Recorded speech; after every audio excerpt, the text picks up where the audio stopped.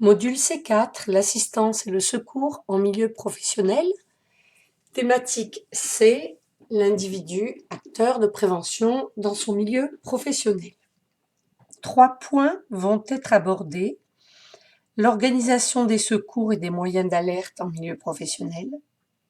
L'alerte et l'obligation de porter assistance à toute personne en danger. Premier point, l'organisation des secours et des moyens d'alerte en milieu professionnel. Le Code du travail donne obligation à l'employeur d'organiser dans son entreprise les soins d'urgence à prodiguer aux salariés accidentés et aux malades.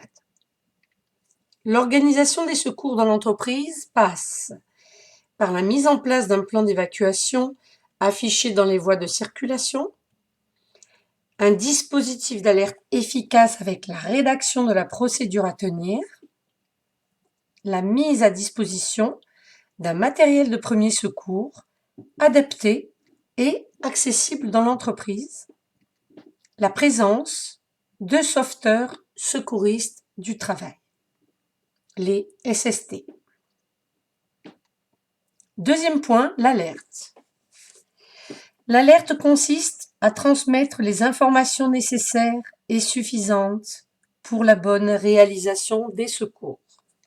Suivant le lieu, la personne alerte les personnes prévues dans l'organisation des secours dans l'entreprise, les moyens de secours externes à l'entreprise, comme le SAMU au 15, les pompiers au 18, le numéro d'appel d'urgence européen au 112.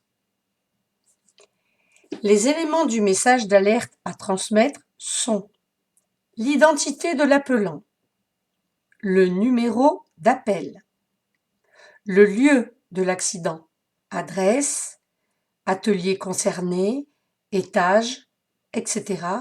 Toute information utile pour la venue des secours. La nature de l'accident. Est-ce une explosion, une électrisation, un écrasement, une amputation, etc. Le nombre de victimes. L'état de la ou des victimes et les actions déjà engagées. Troisième point, l'obligation de porter assistance à toute personne en danger. Dans une situation d'accident, le témoin a l'obligation légale de prévenir les secours, de porter assistance aux éventuelles victimes dans la limite de ses capacités et sans risque pour lui et autrui. Il est hors de question qu'il y ait un suraccident. En cas de non-respect de cette obligation, le témoin peut être poursuivi en justice pour non-assistance à personne en danger. Code pénal, article 223-6.